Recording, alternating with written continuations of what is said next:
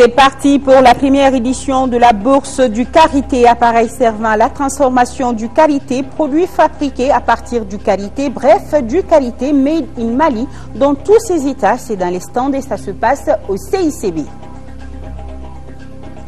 Démarrage effectif des cours dans certains établissements supérieurs de Bamako. Un mois après la rentrée universitaire 2011-2012, le ministre de tutelle en a fait le constat ce vendredi. Expédition chirurgicale allemande contre la cataracte au Mali. Environ 1000 cas de cataracte seront opérés lors de cette campagne lancée ce matin à Sélingué. Mesdames et messieurs, bonsoir, bienvenue à cette édition. Nous sommes vendredi 17 février. Le Premier ministre était ce matin au Centre international de conférence de Bamako pour visiter les stands de la première édition de la bourse du karité. Dans la trentaine de stands sont exposés des appareils servant à la transformation du karité et des produits fabriqués à partir du karité. Parmi ceux-ci, les savons et la beurre de karité destinés à la consommation. La bourse du karité qui ferme ses portes demain est une initiative de l'ensemble des acteurs intervenant dans la filière karité. Le reportage de Ramata Konaté au cours de ce journal. La 4e session ordinaire de la conférence des chefs d'État et de gouvernement de la communauté économique des États de l'Afrique de l'Ouest s'est tenue les 16 et 17 février 2012 à Abuja, en République fédérale du Nigeria, sous la présidence de Goodluck Jonathan, président de la République fédérale du Nigeria et président en exercice de la conférence. Les chefs d'État et de gouvernement ont exprimé leurs profondes préoccupations face à la détérioration de la sécurité et de la situation humanitaire dans la région du Sahel, notamment au Mali et au Niger. La conférence a fermement condamné la rébellion du MNLA au Mali et a exprimé son appui sans réserve aux efforts déployés par le Mali pour défendre son intégrité territoriale, lançant un appel pour la cessation immédiate et inconditionnelle des hostilités par les rebelles ainsi que pour la restitution de toutes les zones occupées dans le pays. Les chefs d'État et de gouvernement ont invité toutes les parties concernées par cette crise à engager un dialogue inclusif en vue de déterminer les voies et moyens pacifiques de règlement de cette crise. La conférence a approuvé le décaissement de 3 millions de dollars pour aider le Mali à faire face aux conséquences humanitaires de la rébellion. Le sommet a exprimé sa préoccupation face au flux de réfugiés et de déplacés internes ainsi qu'à l'aggravation de l'insécurité alimentaire dans la région du Sahel.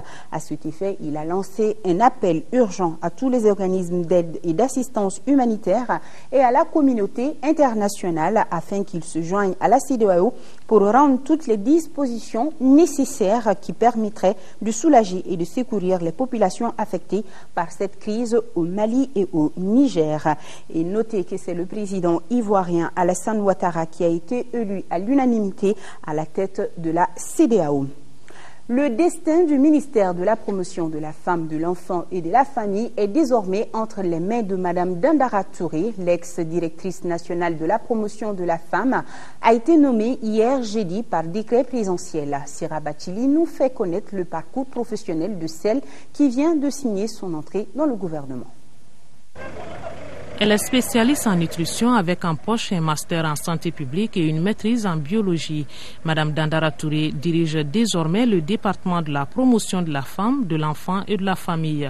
Un terrain qui lui est familier pour y avoir passé 17 ans de sa carrière en tant que directrice nationale de la promotion de la femme. Ce professeur d'enseignement supérieur a également servi au ministère de l'Éducation nationale comme représentante de ce département au niveau du projet Éducation Mali-UNICEF et celui consacré à la scolarisation des filles Mali-USAID.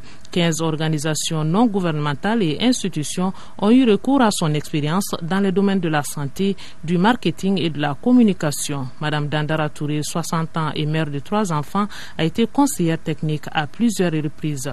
À son actif, 13 publications dont la recherche qualitative sur les déterminants socioculturels de l'excision au Mali et l'évaluation finale du projet de lutte contre l'excision. La membre fondatrice de l'APDF, Association pour le progrès et la défense des droits des femmes, et de la CAFO, Coordination des associations et ONG féminines du Mali, parle couramment français, anglais, bambara et peul. Elle a participé à des rencontres décisives pour les femmes au Mali, à New York aux États-Unis, à Pékin en Chine, où elle faisait partie de la délégation officielle mondiale des femmes à Beijing.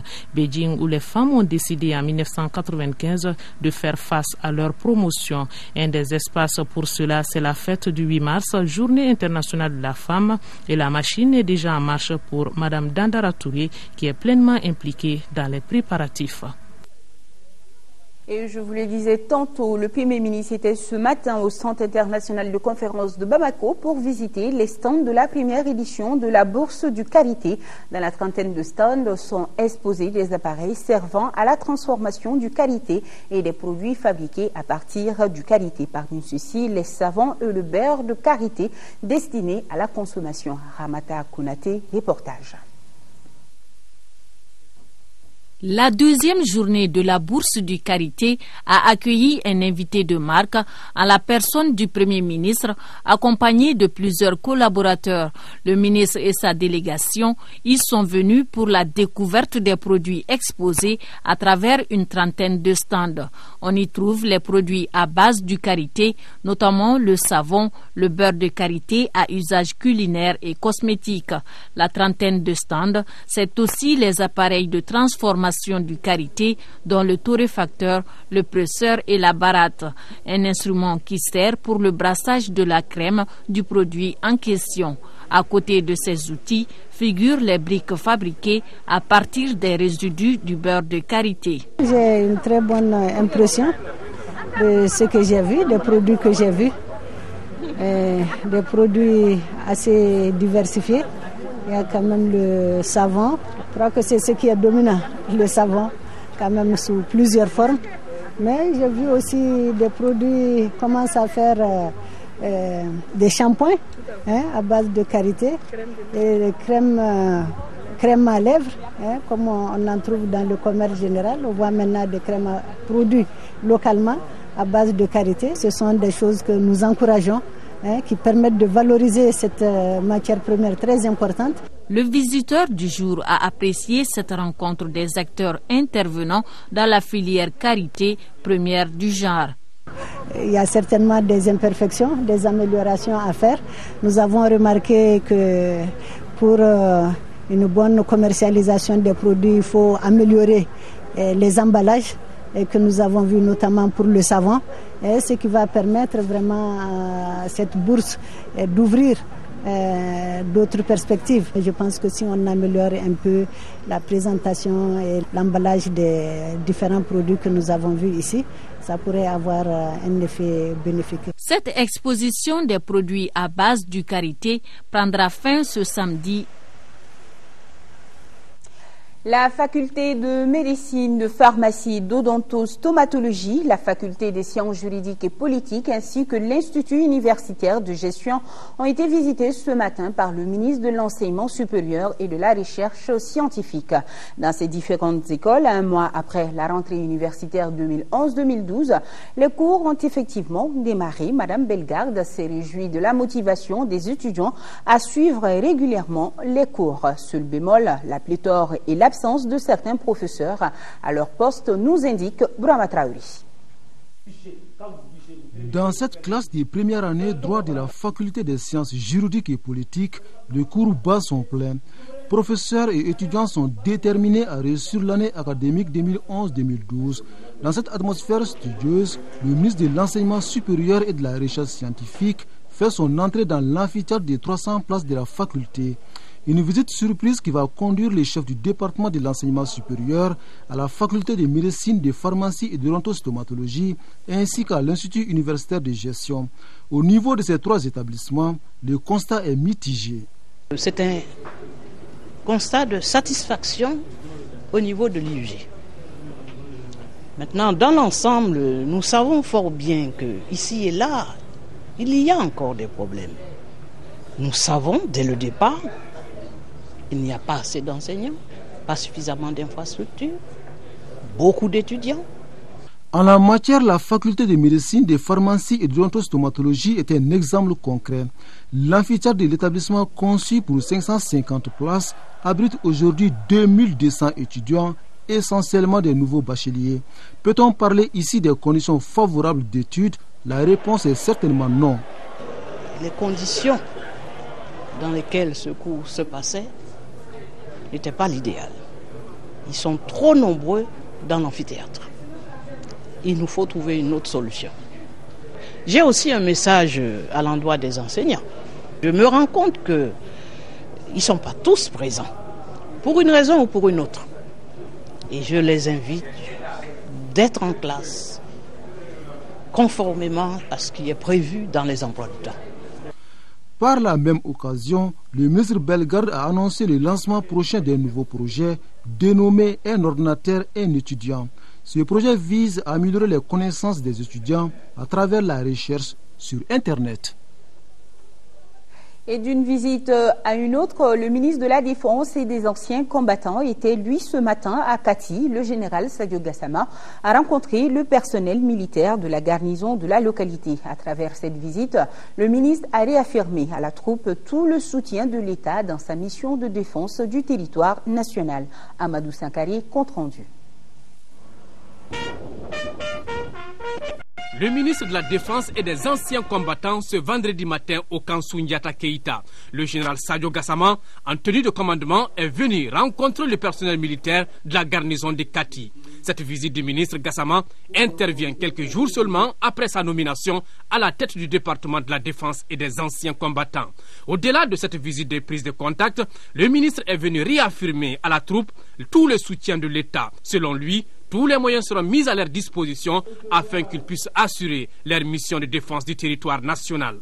J'ai jugé nécessaire aujourd'hui de venir à Kati pour rencontrer la troupe. D'abord pour leur donner l'assurance et que nous allons nous engager pour chercher tous les moyens pour qu'ils soient dans les meilleures conditions d'exécution de leur mission. Nous les avons invités aussi à resserrer les rangs et à être solidaires entre eux pour que nos éléments qui sont engagés sur le terrain puissent bénéficier de leur soutien à tout moment. Mais les moyens qui sont à rechercher seront demandés rapidement et j'ai pris l'engagement que ces moyens seront là dans un délai très bref. Je pars d'ici très confiant que nous avons en tout cas des soldats engagés, des soldats qui sont déterminés à faire en sorte qu'ils puissent exécuter la mission de sécurisation du territoire du Mali. La visite au niveau de la garnison de Kati est la première étape d'une vaste tournée au sein des différentes garnisons du pays que le ministre compte entreprendre.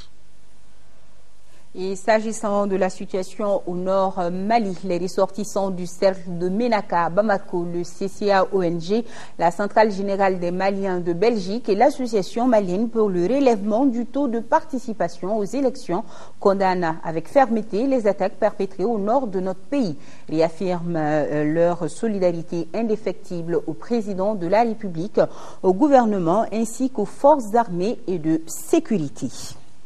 Troisième session du Conseil de surveillance du programme d'appui au développement durable de l'élevage au Sahel occidental, PADESO. Plus de 900 millions de francs CFA, c'est le budget 2012 du PADESO. Le point de cette troisième session, c'est avec Aramata Konati. Pour sa troisième session ordinaire, le Conseil de surveillance du programme d'appui au développement durable de l'élevage au Sahel occidental, PADESO, passera au peigne fin l'état d'exécution des recommandations issues de la deuxième session tenue en mars dernier. Les membres de ce conseil vont également examiner le projet de budget et le programme d'activité 2012 du PADESO après avoir jeté un regard rétrospectif sur les activités menées en 2011.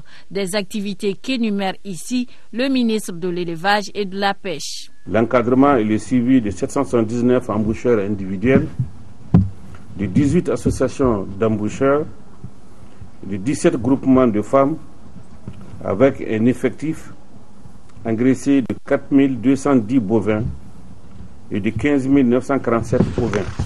Enfin, l'appui aux éleveurs et organisations de femmes de la zone d'intervention du Padezo pour la vente promotionnelle à Bamako et à Kaï de 6 944 béliers et de 701 bovins avec l'appui financier de la BMS et la caisse Nyesigiso à hauteur de 93 millions de francs CFA entièrement remboursés à l'échéance des prêts. C'est réjouissant.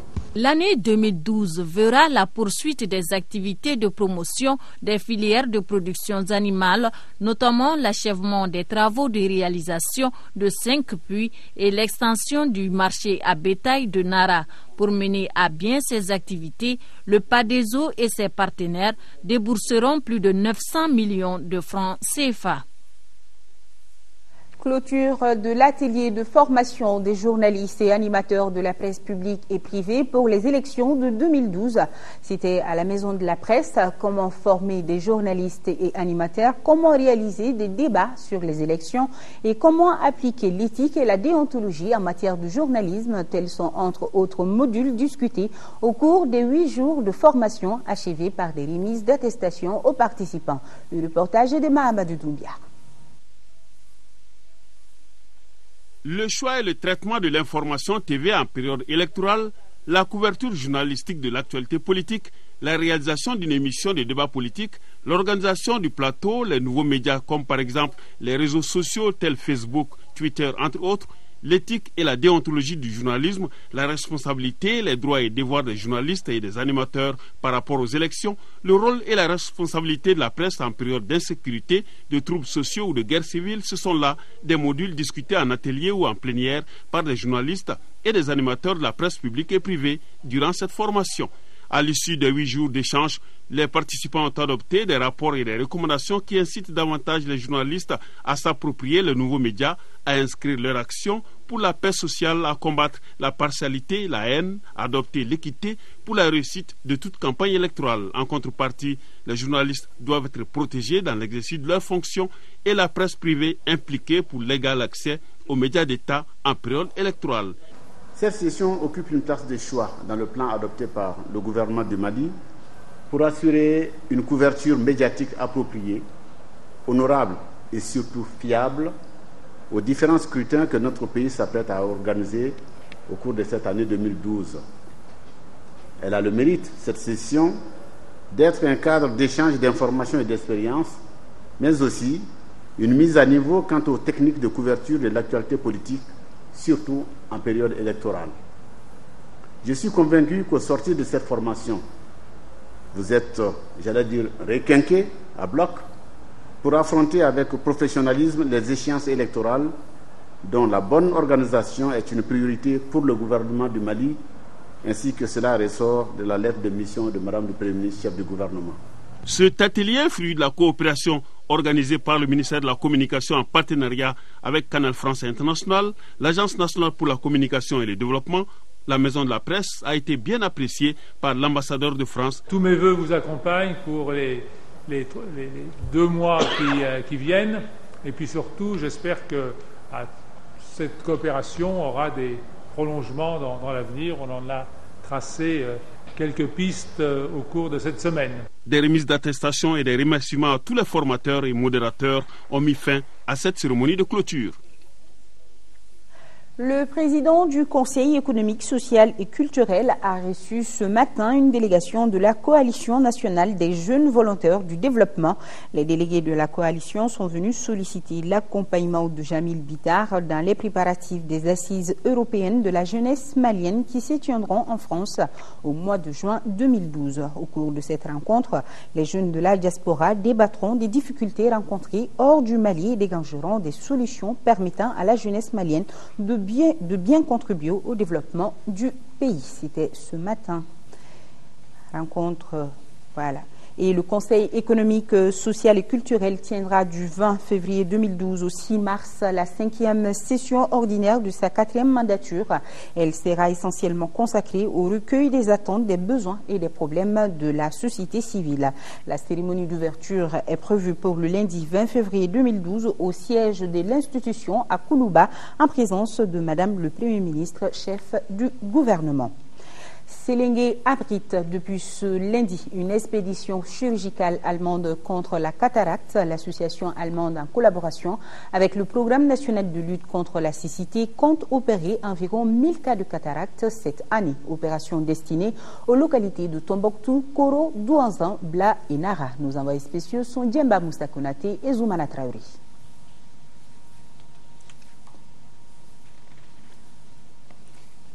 Petit problème technique et nous allons retrouver probablement ce sujet au cours de ce journal. Sujet sur une expédition chirurgicale allemande contre la cataracte. L'association allemande, en collaboration avec le Programme national de lutte contre la cécité, compte opérer donc environ 1000 cas de cataracte cette année. Nos envoyés spéciaux Djemba Moussa Konaté et Zoumana Traoré nous en disent plus. La cataracte est une opacification du cristallin. Au Mali, les causes de cette maladie sont multifactorielles. Selon les spécialistes, elle est due à des complications congénitales, à l'âge ou même à des pathologies. Selon les statistiques, parmi 180 000 cas de manque de vue, 90 000 sont dus à la cataracte. D'où la nécessité pour cette association allemande de bonne volonté d'apporter son soutien aux populations riveraines. Nous avons vu qu'au Mali, nos frères ont besoin de cette aide. C'est pourquoi nous avons choisi de venir. À travers cette opération, nous voulons raffermir la fraternité entre les peuples. Ça, c'est l'un des objectifs que s'est fixé notre organisation Hassena.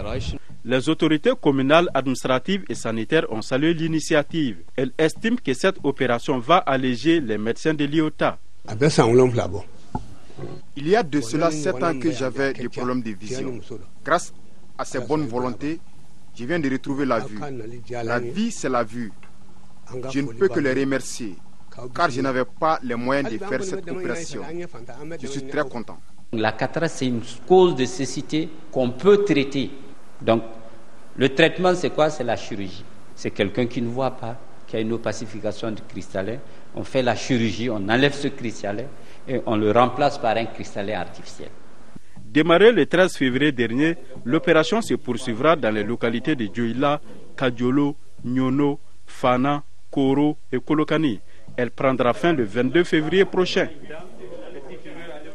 La commission de suivi du mécanisme de taxation des produits pétroliers porte à la connaissance de la population sur la base des prix fournisseurs du mois de février 2012.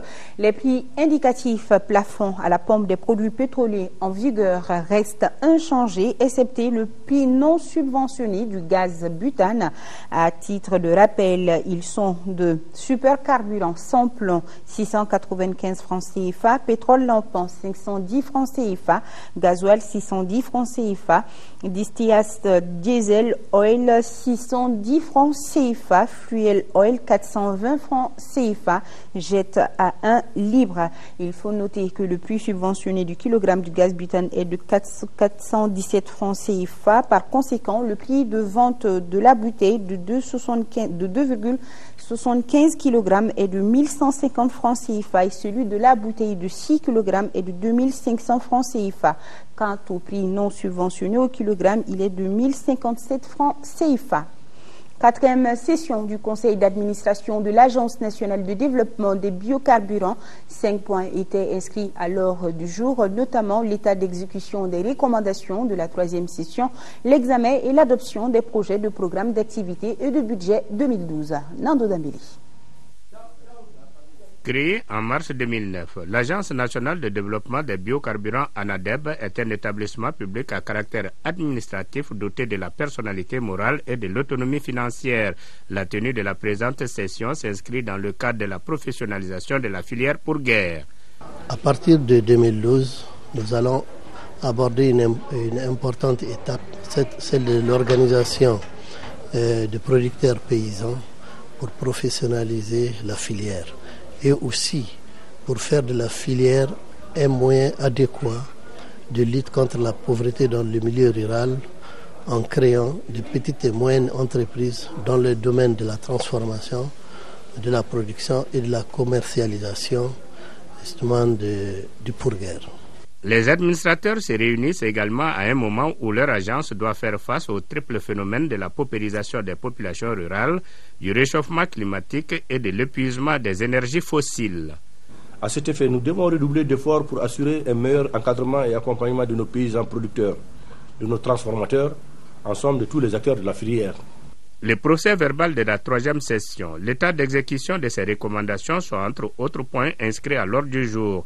Les 12 administrateurs ont en outre passé au peigne fin les projets de programme d'activité et de budget 2012. Le projet de programme 2012 accorde une place de choix à la communication, au renforcement des capacités et à la recherche. Sa mise en œuvre nécessite un budget prévisionnel chiffré à 885 70 000 francs CFA, constitué intégralement des dotations du budget de l'État. L'Agence nationale pour la gestion des stations d'épuration du Mali a tenu elle aussi la 4e session de son conseil d'administration. L'examen et l'adoption du budget 2011-2012, le bilan des réalisations, les perspectives pour 2014 au cœur de la session. Reportage Fatoumata Koli. La construction de la station d'épuration des eaux usées de teinturerie à Sotiba, l'étude pour la construction d'une station de traitement des boues à Numumbugu sont entre autres réalisations de l'Agence nationale de gestion des stations d'épuration du Mali. Au regard de ces réalisations, l'agence envisage d'autres projets beaucoup plus ambitieux. C'est pourquoi, au cours de cette 4e session ordinaire, les administrateurs ont mis la barre haut. Au point de vue embellissement, assainissement de la ville de Bamako, on veut mettre Bamako tout à réseau d'Ougou.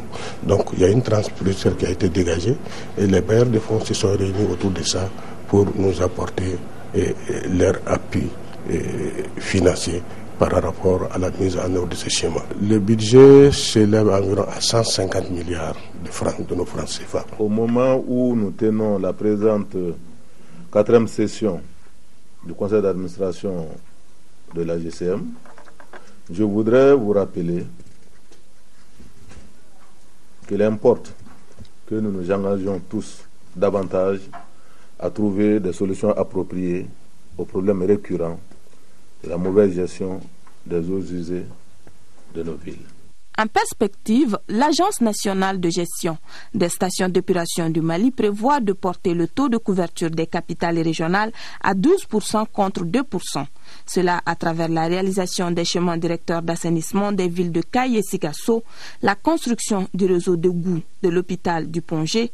Selon le ministre de l'Environnement et de l'Assainissement, la priorité sur l'assainissement dans le district de Bamako permettra d'atteindre 70% des objectifs fixés par son département. Pour y parvenir, il faut l'implication de tous les acteurs intervenant dans ce secteur, a-t-il ajouté. 1,73 milliard de francs CFA, c'est le budget 2012 de l'hôpital Nianankoro, Fomba de Ségou. Il a été adopté hier jeudi à la 10e session du conseil d'administration de la structure hospitalière de Ségou. La correspondance de Amagiré Ogobaradolo. Les administrateurs de cette 10e session ont apprécié l'exécution des recommandations de la précédente session. Ils ont examiné le bilan des activités et le budget 2011 avant d'analyser le budget 2012. Et enfin, passer au peigne fin, puis adopter le règlement intérieur de l'hôpital Nianankoro Fomba de Ségou. Aujourd'hui, il faut arriver à dissocier les malades hospitalisés des malades qui viennent en consultation externe. Autrement dit, il faut qu'on ait des boxes de consultation en dehors des services d'hospitalisation. Je conseille aux Ségoviens de fréquenter leur structure. Aujourd'hui, c'est fréquentable. La qualité des services est en train de venir. La situation des spécialistes qui nous préoccupaient, nous venons de recevoir au cours de cette semaine même 3 spécialistes qui arrivent à Ségou.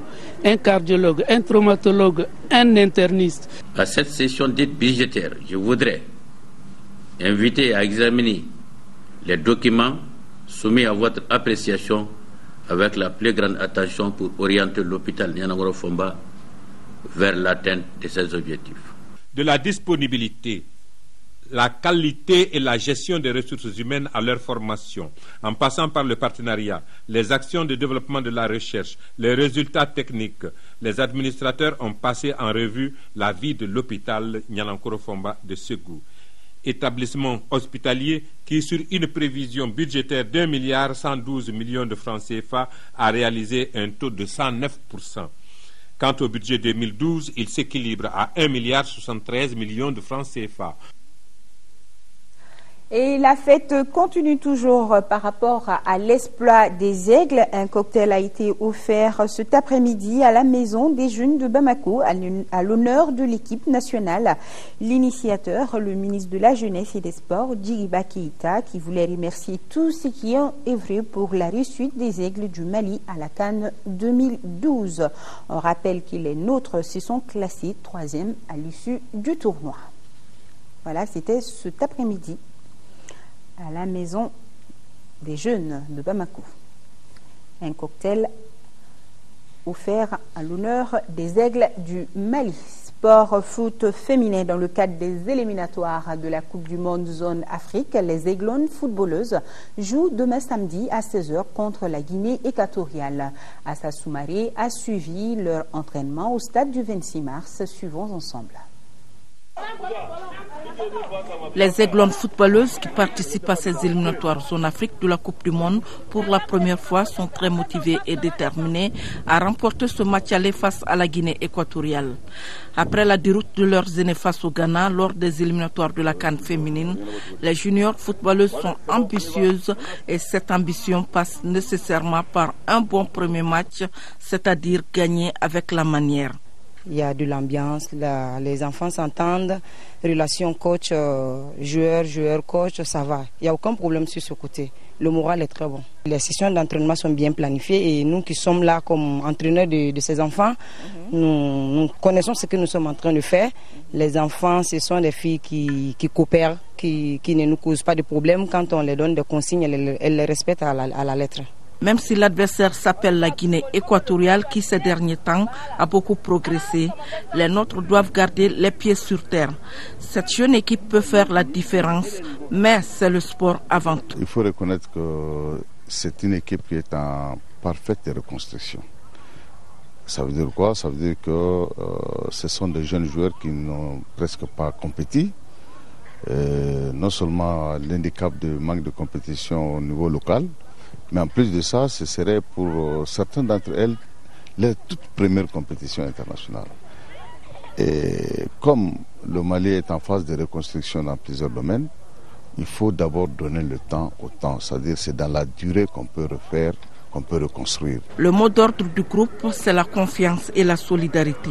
L'emblème du Mali, c'est l'aigle et cette formation sortira ses griffes pour gagner cette manche aller face à leurs homologues de la Guinée équatoriale. Alors tous ce samedi au stade Omnisport Modibo Keïta à partir de 16h. Et bonne chance à l'équipe. Sur ce prend fin ce journal. Merci de votre présence. Bonne suite de programme et bon week-end en notre compagnie. Bonsoir.